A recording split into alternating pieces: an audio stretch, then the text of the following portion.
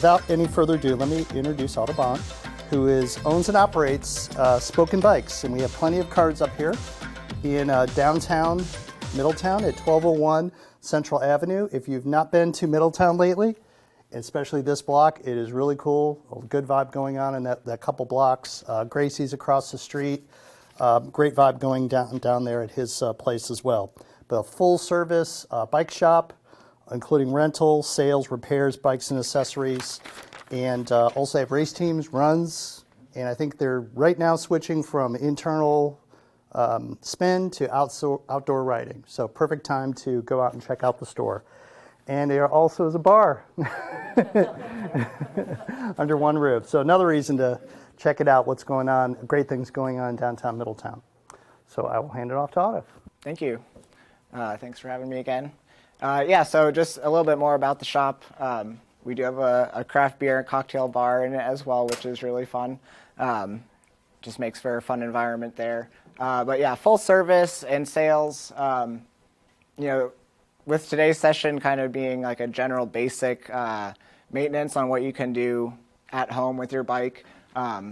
If you have any further questions later on, always feel free to call, email, or come by the shop if you have more specific questions on your bike. Always happy to answer those. And then there's a little bit more about the shop. We do have we're very community driven, so we have a weekly running group. It's called the Weekly 5K. Running, walking, open to anyone, all levels. And then Thursdays is our riding nights. So right now in the wintertime we do indoor trainer rides. You just bring your bike and your trainer, do a good workout inside. And then in 3 weeks after the time change, basically we'll switch back outside. We have, again, all levels are welcome since we're only a couple blocks from the Great Miami Riverway. We do have a bike path group. So if you're not a road rider or if you're just a beginner, we always have a bike path option. You can really go as far and as hard as you want. And then we do have a road ride as well. With this year, it's been growing a lot. So this year we'll definitely have kind of a fast group and a B group that will stay together. So just for tonight's session, again, it's going to be basic bike maintenance that you can do at home. Just things to keep your bike running properly, extending the life of your parts and just kind of, making sure you're not spending extra money where you don't have to. Really simple things that you can do for that. So we'll basically kind of go over kind of all the things that you can be doing. The supplies, kind of some general supplies that are good to have at home and good to ride with. And then we'll do a little bit hands-on. We'll kind of show you, some basic adjustments that you can do on your bike, things to look for, and at the end kind of demonstrate how to fix a flat tire, practice taking the wheels off and on if you did bring a bike or if you want to practice on anything here. Kind of going over how to change a flat tire and starting to get comfortable with that. So to get started, things you should do pretty much every time you ride is going to be checking the air pressure in your tires. Does everyone do that already? Does everyone know where to find the air pressure, the recommended PSI on your tires? If you're ever questioning it, you can always find it. It's always going to be on the side wall of your tires. Sometimes it's hard to find, and you need, glasses even if you don't regularly need it. So you're always going to want to do that. The tubes will kind of naturally lose some air, over if you don't ride it a couple of days. So definitely want to be checking tire pressure. If you're running low pressure, first of all, it's going to be harder. It's going to feel kind of sluggish. And second, you're going to be more prone to getting pinch flats. So that would be where if your tire is really low and you hit a big pothole, kind of that low tire is going to just cause it to put a hole in the tube right away. How often are you wanting the tire pressure checked? Every time after a ride? Every time before you ride, I would just kind of double check, top it off, just to be sure, that you're where you want to be. And that's going to range, the tire pressure is going to range for what kind of bike you have, what size tires you have. Typically, if you're on, say, a hybrid bike that's going to have a little bit wider tires, it's going to be more like 50 to 60 psi. If you're on like a road bike with the skinnier tires, that gets up closer to 90 to 110 psi, depending on how big and how heavy you are, or even how you like, kind of like the feel. So definitely kind of make sure you check your tires and see, where you should be. The other thing, does everyone know what kind of valves they have on their tires, or know the two types of valves that there are? So there's Schrader valves and Presta valves. So the Schrader valves are the ones that look like what's on your car. They're going to be the thicker. There's Schrader valves on this bike here. And then the Presta valves are going to be the long, skinny ones. I do get a lot of people, if sometimes you might get a new bike and all of a sudden it has Presta valves. They go to pump it up for the first time and they're like, I can't get air in the tire. There's a little valve at the end that unscrews, and you need to open that before you put the pump on. So you would unscrew that. It doesn't come off. You just open it up, put your pump on, pump it up, and then when you're done, you're going to close the valve back down. So that's a Presta. Can you use a normal pump for this valve? Yeah, I would, you would double check like what your pump at home is able to do. I would say like any new pump that you're going to get these days is going to work on both types of valves.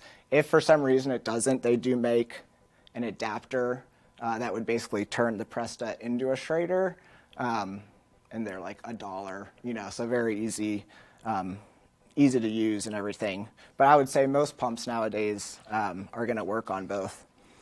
So the other things that I just always think is good to do is just to kind of like double check, make sure like your wheels are in there straight, like before you take off, just like give them a spin, make sure they're not hitting the brake pads, and also just making sure that your skewers are tight. Did have an instance this year on our cyclocross team with someone that has to take their front wheel off to transport their bike, and she didn't quite put it back on tight enough, and in the middle of the race when she was running with her bike, she was running and the front wheel was behind her because it wasn't tight enough. So a rule of thumb with the quick release especially, you want it kind of tight enough so that when you close the lever here, it kind of just leaves like a little indent in your hand. You don't need to go totally crazy and need like a wrench to get it off, but some good pressure, make sure it's tight, and then again just give it a spin, make sure it's not hitting the brake pads, or just make sure it's in the bike straight. Now again, I would do that basically every time you ride, just kind of get in the habit, making sure things are good. Now every couple of weeks, and this could depend on how much you ride, but typically it's kind of recommended to lube your chain every 100 to 200 miles. So for some people that could be a week. For some people, that could be a month or a little bit longer. But that's kind of like the recommendation. I also like to tell people, even if, say you're someone that doesn't necessarily ride when it's raining, but maybe it has rained, the roads are still wet and there's debris and there's just like a lot of stuff kicking up off the ground. Maybe after that ride is a good time to clean the chain, get all of that off, and give it a fresh lube. And then the other things to do, and again, this could depend on what type of bike you have, but just things like checking your stem bolts every once in a while, making sure everything's tight. Parts like these, like especially like some roads around here, if there's a lot of potholes, vibrations, they can just, slowly kind of loosen over time. So just giving them, a little tighten, making sure they're good, is good things to do. And then if you're, someone that goes above and beyond, I love to keep, an expensive bike nice and clean. So if you're someone that likes to just, clean the frame, you can give the drivetrain, a more like thorough clean. Those are just things that you can do. The biggest thing is keeping the drivetrain clean. So that's going to be your chain, your derailleurs, your front derailleur, rear derailleur, and your cassette. If you never lube your chain, and that's going to basically wear all the other parts out faster, and so all of a sudden you could have to be spending $50-$60 on a new cassette or more, depending on what kind of bike you have. You could possibly be spending $100 on a new cassette. But doing things like keeping your chain clean is going to keep those parts lasting longer. The other thing I like to tell people is kind of get familiar with what kind of sounds or lack of sounds your bike should be making. It should be pretty quiet when you're shifting. You should have nice, smooth shifting.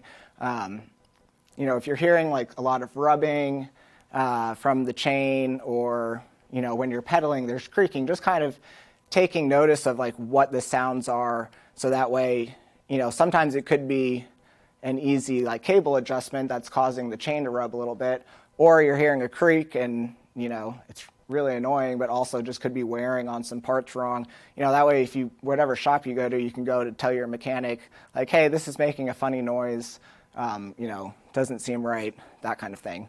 So just things to look out for. So those are the kind of the things that you can be doing at home. So now going into the supplies that you need for all of that. I think the bare minimum everyone should have and ride with is going to be tire levers. There's different variations. So tire levers, spare tube, a multi-tool. Again, so there's going to be different levels of multi-tools.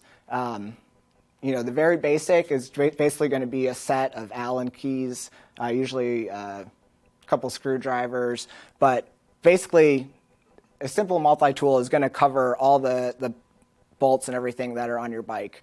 So you can get into some more kind of heftier ones, and that's going to be like your comfort.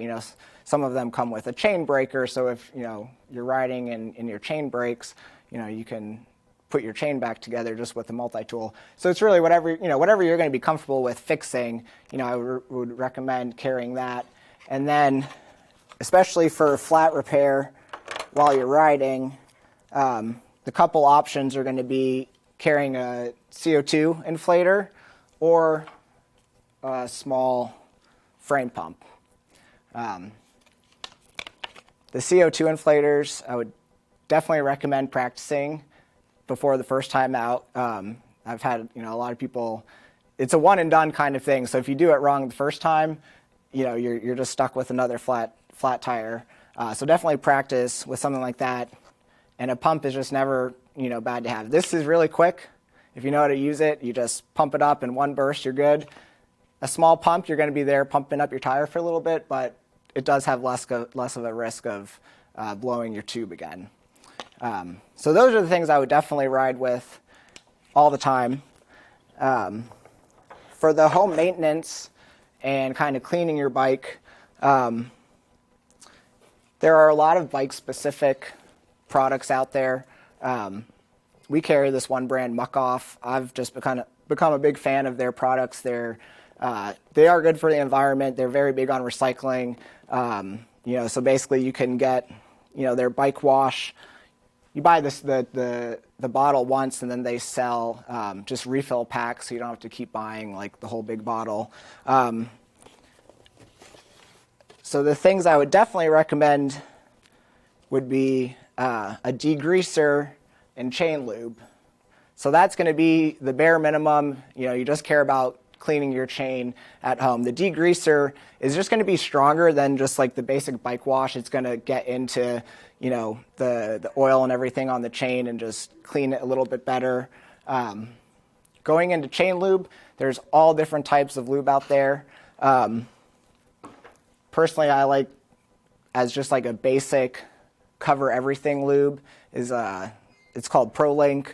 So this is going to be good on your chain. This is going to be good if you need to lube your cables or anything. this is a good one. You can get into like some very specific wet lube, dry lube, a certain lube for when it's cold, a high performance ceramic lube that none of us will be able to tell the difference. Certainly any of those is better than nothing, but just a good overall one is going to be good to keep at home. And we'll get into, I'll give you like a demonstration and a little bit on how to actually go in and clean everything. But just some other tools to have at home. And this is just really going to depend on how like in depth you want to get. But if you're someone that just, maybe likes to tinker or just get their hands a little bit dirty, it is nice to get just some other Allen wrenches. They sell these in whole sets if you want, it's going to be like a 2 through 10 millimeter set for the Allen wrenches. But again, these are going to cover your stem bolts and everything that you could possibly need on the bike. There's a lot of 4 millimeter bolts, 5 millimeters, I would say, are like the two like most popular sizes. So having just like actual Allen wrench is going to be just easier to work with. Depending on what kind of bike you have, if you are someone that has a road bike, carbon road bike, or any carbon like parts on your bike, not a bad idea to invest in a torque wrench. A lot of these have specific like specifications on how tight they should be. So you don't want to crank down too hard on a $200 carbon bar and crack it. So a torque wrench is definitely good if you're someone that has a road bike or something like that. And then work stand is always nice. It's much easier to work on your bike when it's up off the ground. So if you think you're ever going to get into that, it's a nice investment to have. And then you can, depending on how much you're cleaning your bike, like a nice like starter kit like this will come with your cleaner, a brush, sponges to clean the frame and everything. So again, it really just depends on how much you want to be involved in that. And then they even make some extra products for on the frame. Frame Protectant is going to have kind of like a silicone base to help kind of wick off any like debris again or water, if you're riding in bad conditions. If you're someone that sweats a lot, there's a Sweat Protect. I have seen bikes that the bearings like up in here, all the bolts that like hold the shifters on that have just been destroyed by sweat. So even if you don't use this, just good idea to wash. If you're someone that sweats a lot, just wash those parts down because it can, I've seen some frames ruined actually by just the amount of sweat that someone puts on their bike. Any questions so far? So basically I just want to get into showing, how I would clean the drivetrain, starting with the kind of just simple least amount that I would recommend that you would do. If you have the Degreaser product, this is definitely something you want to keep more close just on the chain and like on the derailleurs and everything. Especially if you have a bike with disc brakes, you don't want to just be spraying it all over. You don't want to get something like that on the rotors, or even you want to keep it away from the brake track, even if you have a rim brake bike. So I generally just spray the Degreaser into a rag, and then you're going to hold on to the chain and just backpedal, and you just want to work that Degreaser into the chain. Now this one was nice and clean, so it's hard to tell how it's working. But give it a good run through, kind of try to work it into all the parts of the chain. The pulleys down here on the rear derailleur, that's one area where a lot of just like kind of grime can get gunked up. So with your rag, as you're backpedaling, you can also hold on to the pulley, and any debris that's stuck on there, you can pull that off. And then again, you can do that with the upper pulley there. So that would be first with the degreaser. Then I would come in with a bike wash. And again, I would just, this you can kind of spray more liberally, just so I don't get it all over the room. I'll just spray in the rag. But you could, I mean, you could spray this all over the bike and kind of let it sit in and then go back afterwards with a rag and clean everything off. So then with the bike cleaner, you're just going to go in. Again, same thing, holding on to the chain. I like to move the chain kind of up and down, and that's just going to get into all the links. Now, if you don't have a bike stand where the bike's up off the ground, you know, even if you have your bike propped up against a wall in your garage, or if you have like a stand like this at home, you know, you can backpedal anywhere and clean the chain that way. You don't necessarily need the bike stand for cleaning the chain. So then after that would be where you would come in with the chain lube. I like to drop it as you're backpedaling. You drop it on the top of the chain here, and you just want to go slowly. Again, you want to hit every link. I'm not actually spraying it right now because I don't want to get it all over. But this is where just make sure you get it on every link of the chain. And then you want to go back again with your rag and get any excess off. If you just were to put the chain lube on like that and let it sit, or not wipe it off, when you go ride, all that excess lube is just going to pick up any debris that's on the road. So you're just kind of, wasting your time there. So then you just want to go in with the rag and again get any excess lube off. Now, if you noticed, one thing that I did not say that you do before every time you ride is lube the chain. You actually don't want to lube the chain right before you go ride. This is going to be something, after a ride, or maybe the night before, you're going to go out and ride, is when you're going to want to do it, just to let the lube, again, get kind of set into the chain. If there's a lot of excess fluid on there, like I said, any debris is going to get kind of just like gunked up in there right away. Unless it's like absolutely your chain is horrible and creaky and making lots of noises, then maybe give it a quick lube, wait 15 minutes, and then go get on your bike and ride. So that's going to be like just bare minimum. I think that's what everyone should be doing at home, cleaning the chain and lubing your chain. Does anyone have any questions about that so far? What about down in the cassette? Yeah, so that's going to be kind of like next step if you're up for it. Getting into the cassette. Now, if you're not, you don't necessarily have to take off the wheel to get in there. They do make some different brushes to kind of help get into the cassette. I guess I should go back real quick too and say they do make all different types of kind of gadgets and gizmos for cleaning your chain. I'm a big fan of just using the rag.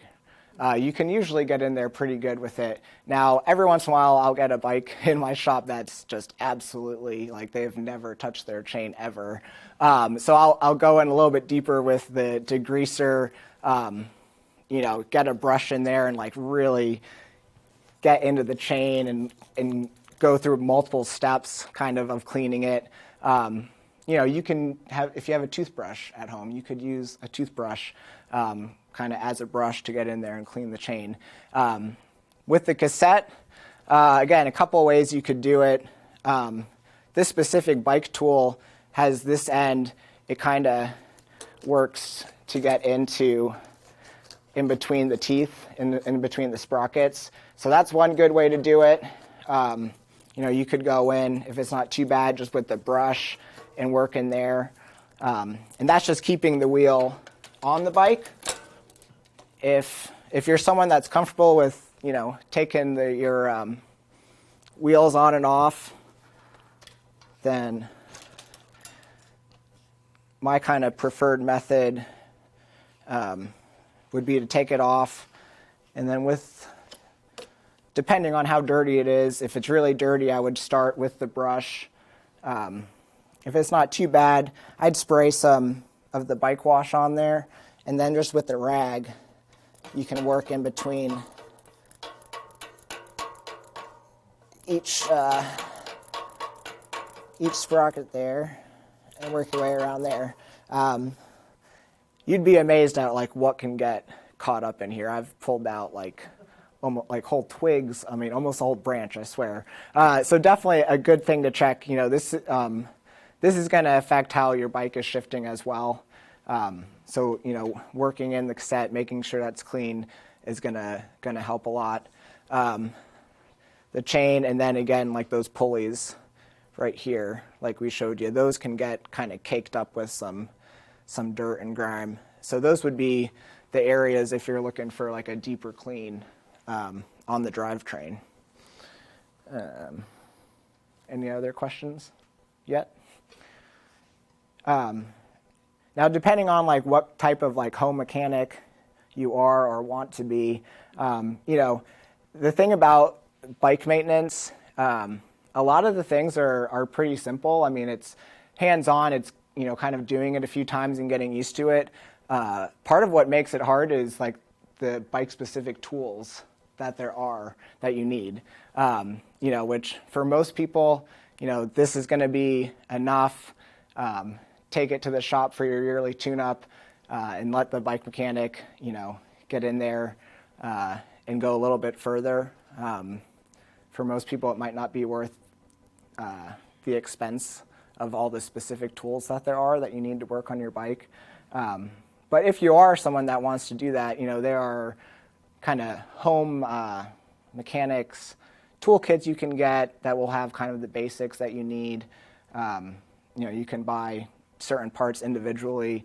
When I do a tune-up at the shop, I take this a step further and I pull the cassette off, which you need a chain whip and then cassette. It's basically like a key that fits in there, so you need a very specific tool to get that off. But those are the types of things that, if you're not up for, that a tune-up at your shop will include getting that more thorough clean and everything.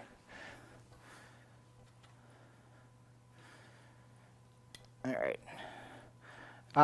So next I just want to show how to do just some basic cable adjustments on your shifting. I would say most of the time if your bike isn't shifting right, it's usually going to be because of cable tension. Most people, whether it's going to be a hybrid bike, a road bike, are going to have cables running from your shifters to your derailleurs. Some of the fancy road bikes, if you've seen now, have electronic shifting, which is super cool because the only thing you ever have to do is clean your chain. It's always going to shift perfect. But if you have a bike with cables on it and it's not shifting right, it's usually going to be because of the cable tension. And that's going to be normal, especially if you have a new bike or say you get new cables put on your bike. There's a set-in period where those cables will stretch a little bit over time. So first couple of rides, they might be perfect and crisp, and then you might notice that it's maybe a little sluggish shifting. It's not, it takes a little bit more to get up in the gear that you're looking for, or there's just a lot of noise and rubbing. So we'll start with the rear derailleur.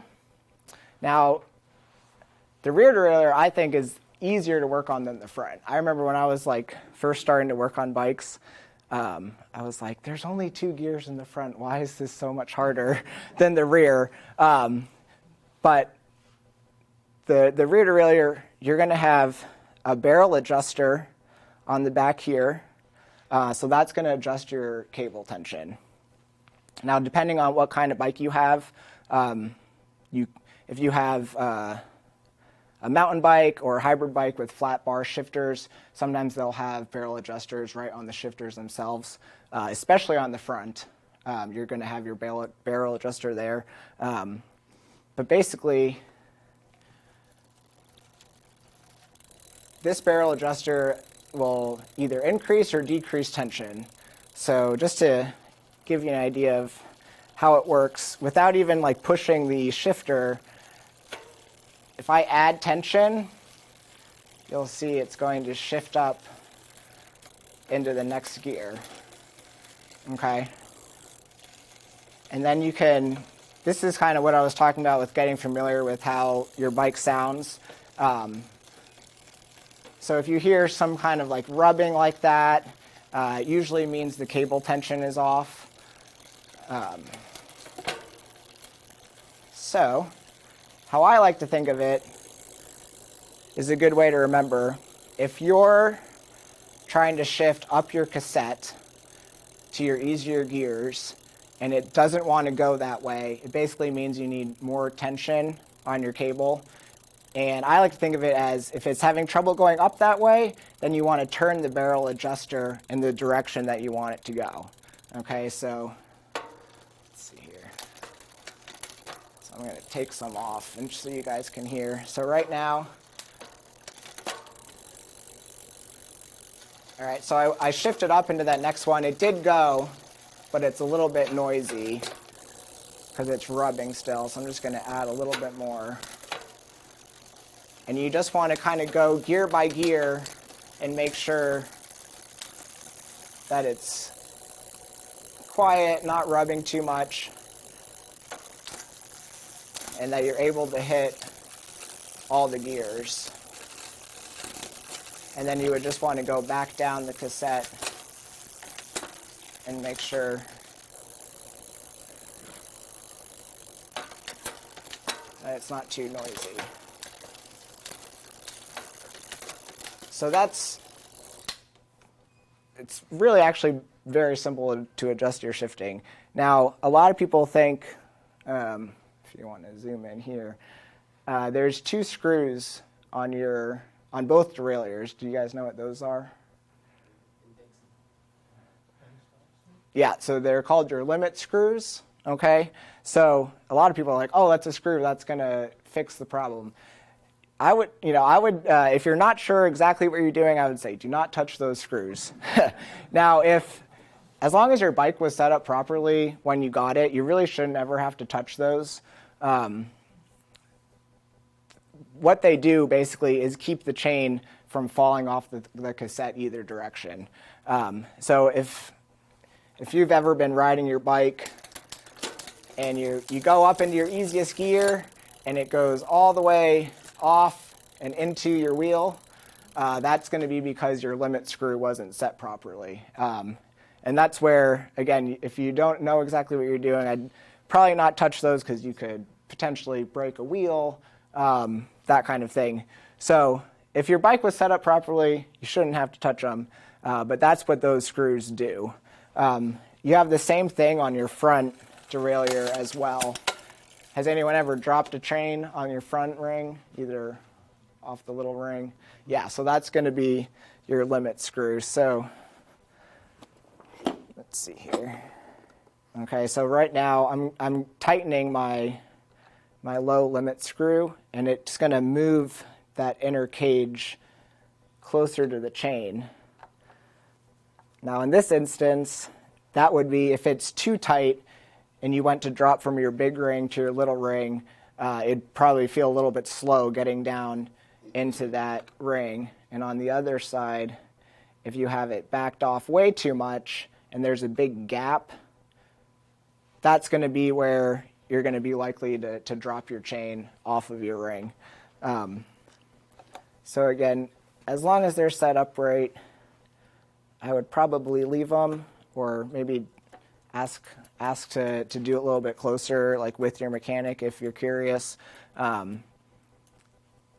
Adjusting the barrel adjuster, you're really not going to hurt anything. It might just not shift super great, but you're not going to risk, like, again, like throwing your chain off either side of the cassette. Now, depending on, again, what kind of bike you have, your front derailleur is going to have a barrel adjuster too. On a road bike, right here, so this is what's called an inline barrel adjuster. So that's because the actual derailleur itself doesn't have the barrel on the derailleur. So this is where you would adjust your cable tension for the front derailleur on this bike. On a bike like this with the flat bar shifters, your front barrel adjuster is going to be right here on the shifter. Okay.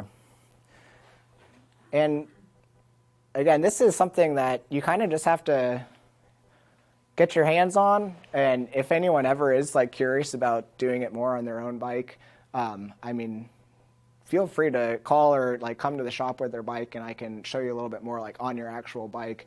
It's just one of those things you have to get your hands on it and feel it to totally understand what everything's doing.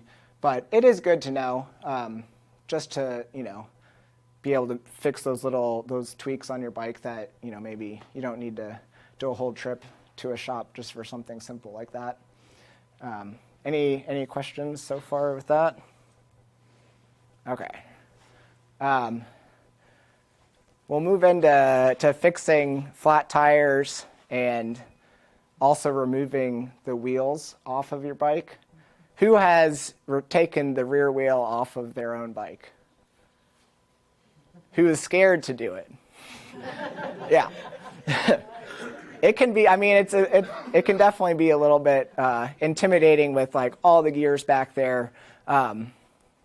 Again, it's going to be practice after we kind of go through everything here.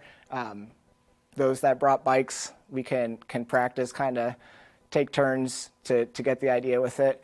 I always tell people to put it in their little ring in the front and then their smallest ring in the back, because that's going to give kind of the most slack on the chain to make it easiest to get the wheel in and out. If you have a road bike with a caliper rim brake, there's a lever on the brake that's going to open up the brake pads. That's going to give you that room to get the tire out.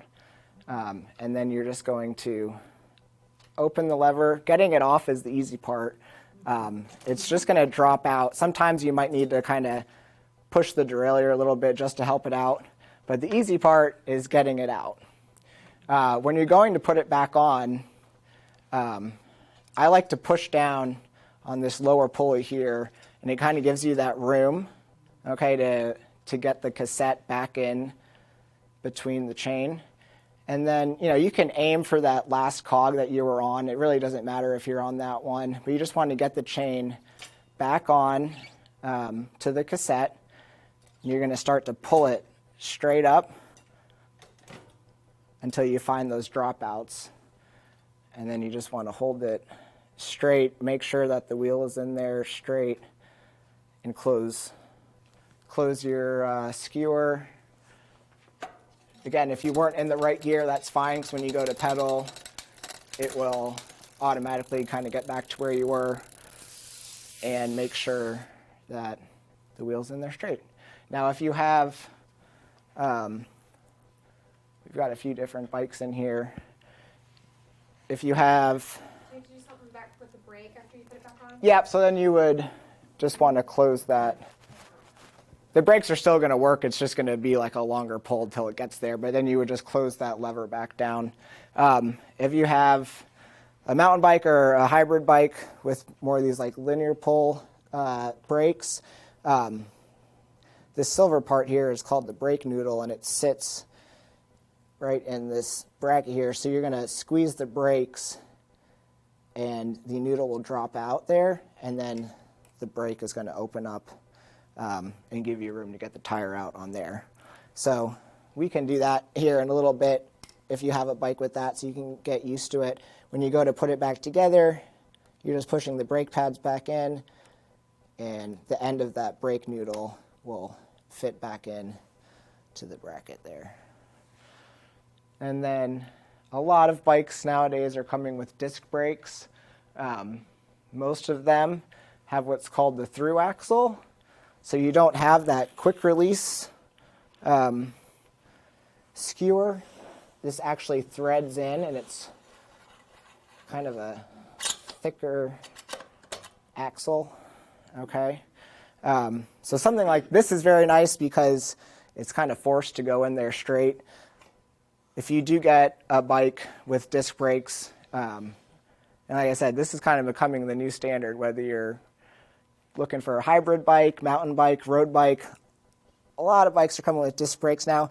The one thing, you just kind of got to be mindful of where that rotor is and getting it lined up in the brake caliper. And then tightening it back in. Okay. Now, personally, I like to, even if I'm fixing a flat tire when I'm out on the road, just because I work with the bikes up in the stand all the time, if I were to fix my own flat tire, I would just do it right from here, take the wheel out, kind of lay the bike down, or have a friend hold my bike while I'm fixing the tire and put it back in this way. I don't know if the other way to do it, if you've ever seen, you can kind of turn your bike over upside down. Has anyone ever seen someone? Okay. Personally, I get a little mixed up this way just because, like I said, I am so used to it being up in the stand.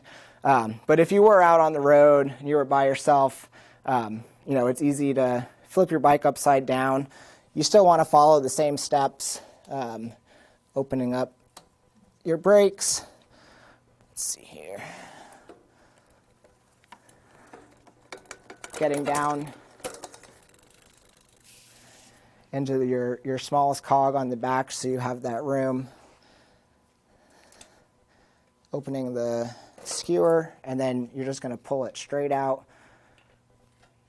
You usually have to just watch the chain as you pull the cassette out, and then pull up on the chain to give you some space there, get it back on the cog of the cassette. And then you just want to kind of find the drop out.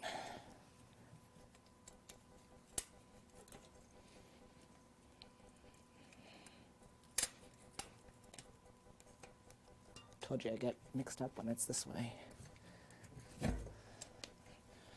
All right. And then that can be something where if you get it kind of close enough, when you flip your bike back over while it's on the ground, open the skewer, kind of push down, make sure that it's in there even, and then tighten it back up. Okay. So again, we can do that in a few minutes with people that want to practice. All right. So now we'll actually go into changing the flat tire. So who owns some tire levers but hasn't ever used them? Okay.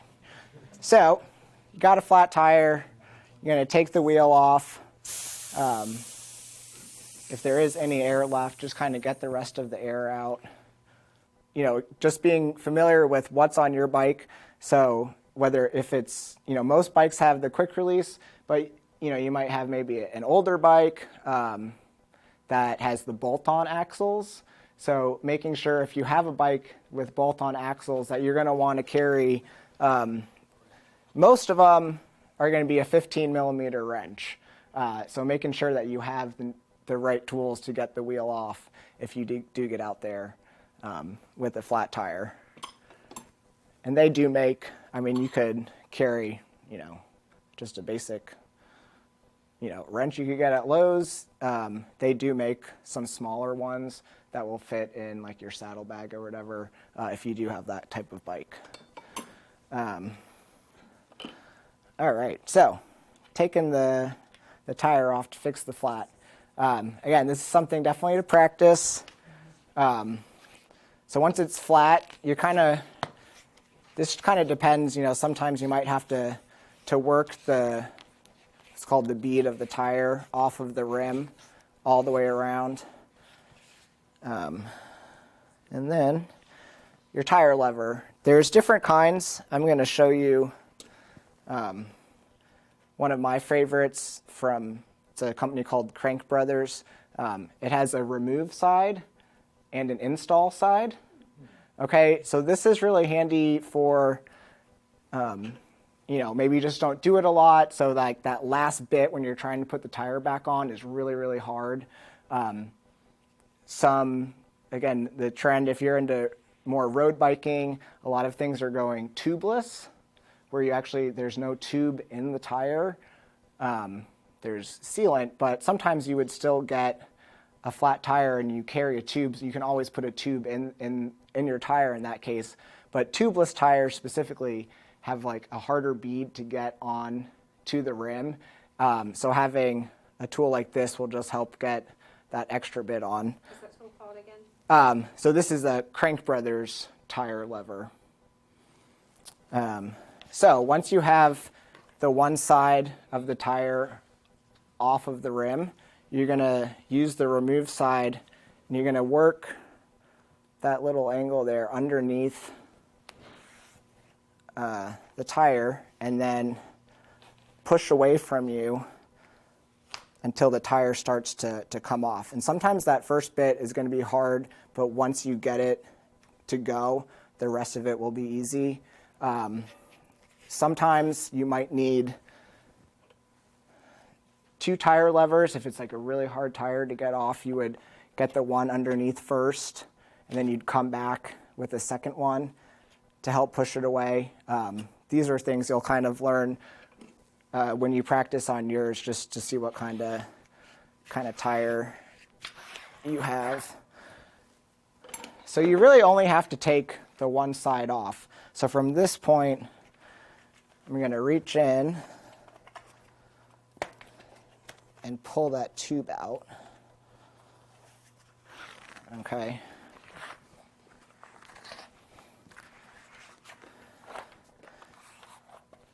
So you're going to pull the tube out and get it out. Personally, I'm someone that just always puts a new tube in. You know, you can also carry patch kits.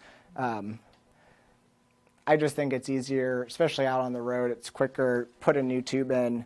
If I'm on like a longer ride, I'll carry a patch kit as like a last resort. Like I've had a really bad day and like I've gotten 2 flat tires and I have no more tubes and I'm 20 miles from home, then I'll, you know, look to patch that. But just from a time standpoint, it's just pretty easy to put a new tube in. But before you do that, you're going to want to check the tire to find out what caused that flat. So you're going to inspect the tire. You know, I would probably start with the outside and see if there's any thorns, staples, glass, anything like that you see right away.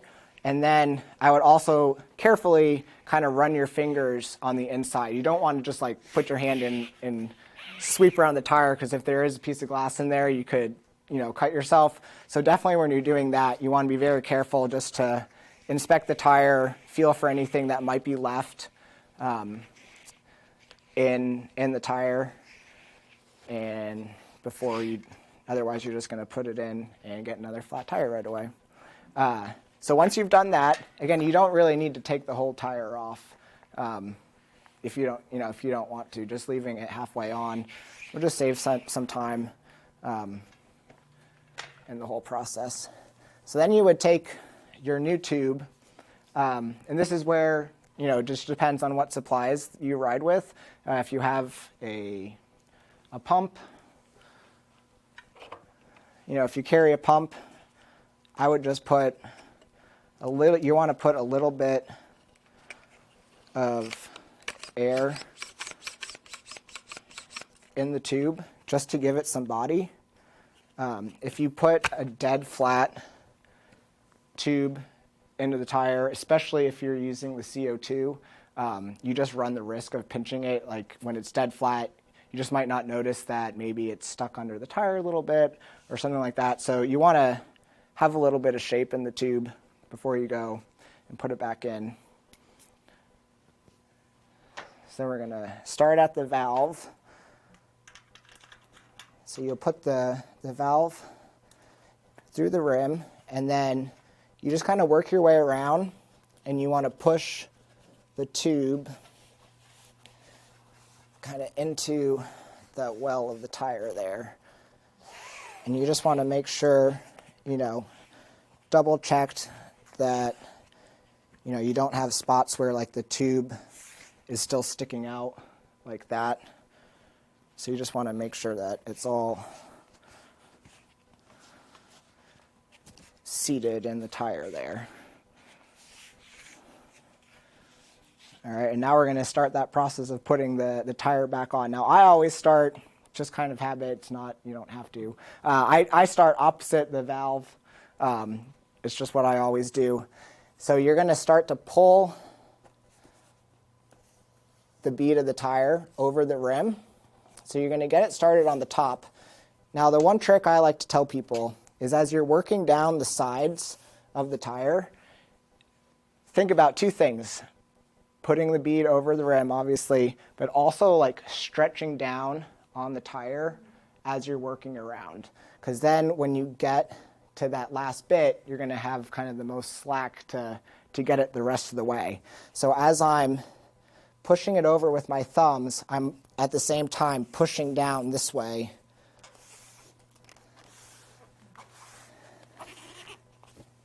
And when you do it all the time, you can use your thumbs and get it over just like that. Now the cool thing about the Crank Brothers tool that I'll show you here. All right, say you get to this last bit here and you just can't get that last bit over the rim.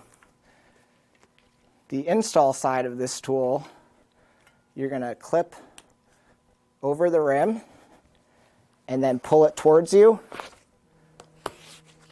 and it's going to kind of push the rest of that tire over. So it definitely saves some forearm fatigue. Especially in the summer, some days I'll do like 20 flat repairs, and just the end of the day, my arms just like can't do it anymore, and it's just like, yep, just give me that tool, and I'm gonna work it the rest of the way over. And then from there, again, whatever supplies you use, you'd either pump it up the rest of the way, or if you use the CO2 cartridge, you're going to use the CO2, and it'll pump it up in that one burst for you. Does that have just the amount that it's needed? Yeah, so these are a one and done. So it, on like a road tire like this, it will maybe get it up to like 90 PSI, definitely enough to ride home. It's not, it's not going to get all the way up to 110 or something for a tire like this, but enough to get you back home. Yep. And then a lot of these, again, this is just where you just do a little bit of research. Some are Presta only, some will work on Presta and Trader. Same thing with pumps, the frame pumps that you use. So this small one is designed more for road bikes. So this is Presta only, and it's designed more for high pressure, getting these tires, to that higher pressure. This one will work on Presta and Trader. This one would be a little bit better for if you have a mountain bike that's a higher volume. It's going to, what's that? Or an old bike, yep. But, something like this, it's a little bulkier, but it's a lot easier to pump. They make some that almost like fold out into mini floor pumps. Just really depends on what you want to ride with. But a lot of these will come with brackets that you can install like right behind your water bottle cage. You know, they make some still that go underneath the top tube. Those are going to be a bigger one that's going to take less time to pump them up. So, any other questions? General questions? Okay, who wants to practice? Did you bring a bike? Okay, if you brought a bike, let's, you know, maybe come into the middle and we can work my way around and help everyone. If you didn't bring a bike but you want to practice, we can take some wheels. We can take some wheels off of the bikes up here if you want to practice. So come on up.